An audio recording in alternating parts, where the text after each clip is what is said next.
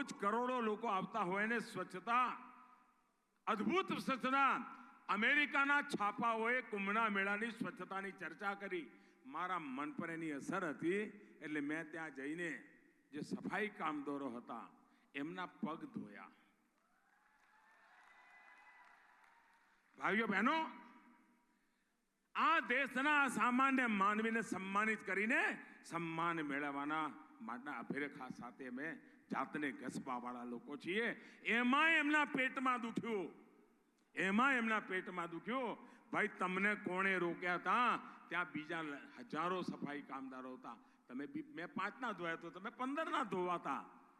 પણ ના, એ નથી કરવું ભાઈ. મારી જોડે કોઈ એક છાપ કેમેરા વાળો આવ્યો તો તમારે 50 કેમેરા લઈ જવાતા.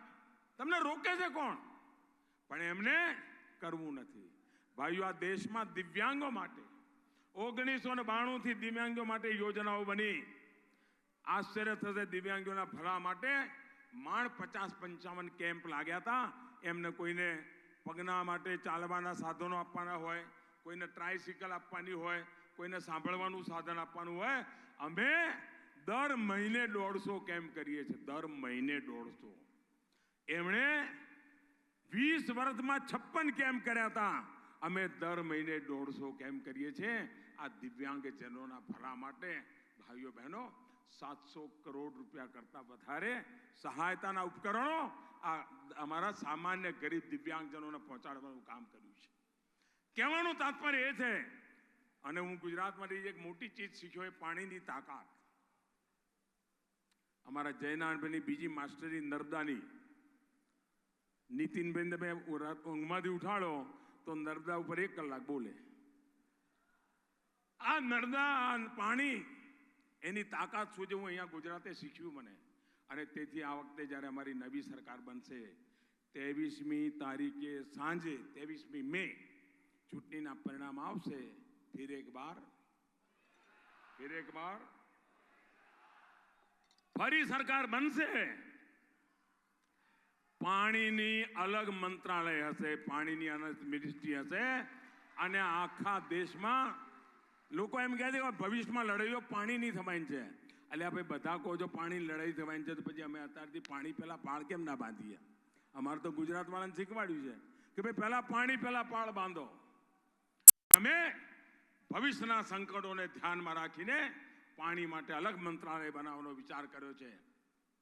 ભાઈઓ બહેનો, ઉત્તર ગુજરાત જેને નર્મદાના પાણીને ટપક સિંચાઈ સાથે જોડ્યું. અને અમારા શંકરભાઈએ મારી એક વાત ઉપાડી લીધેલી કે ભાઈ આપણી ડેરી જોડે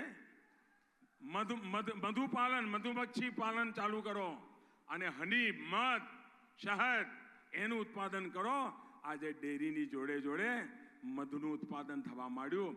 અને ખેડૂત 50 પેટી રાખે મધુમક્ખીની તો વર્ષે 2 લાખ રૂપિયા કમાતો થાય.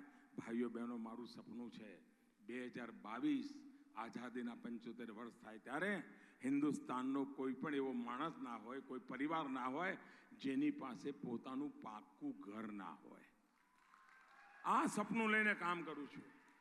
2022 સુધીમાં આ દેશના ખેડૂતોની આવક બમણી કરવી, આ સપનું લઈને ચાલુ છું. ભાઈઓ બહેનો, અનેક સપના લઈને નીકળ્યો છું. મને તમારા આશીર્વાદ જોઈએ. હકથી માંગવા આવ્યો છું. આપે મને આ મોટો કર્યો એના માટે આભાર. આપ મને આગળ માટે કામ કરવાની તક આપો એના માટે આપના આશીર્વાદ જોઈએ. એના માટે આવ્યો છું. અને આપનો પ્રત્યેક વોટ, આપ કમળ પણ દબાવો ને પટાણ, એટલે વોટ સીધો મોદીના ખાતામાં જ જાય. ગુજરાતના કોઈ પણ ખૂણે તમે કમળ દબાવો એટલે મત સીધો મોદીને. ભાઈઓ બહેનો, આ લોકોને ચોકીદાર સામે વાંધો પડ્યો છે. હવે એ બોલતા બંધ થઈ ગયા, ડરી ગયા. જ્યારે દેશ આખો ઉભો થઈ ગયો કે મેં ભી. હવે જ્યારે હું તમને એક મંત્ર બોલાવું છું, મારી સાથે બોલજો, ચોકીદાર બોલશો. પણ બધા ગમે તેટલી ઉંમર હોય પૂરી તાકાતથી બોલવાનું. અહીંયા બોલવાનું, ત્યાંય બોલવાનું, હાથ ઉપર કરીને બોલવાનું. બોલશો બધા? બધે ખબર પડી જાય એવી રીતે બોલશો. કોંગ્રેસ વાળાની ઊંઘ આરામ થઈ જવી જોઈએ.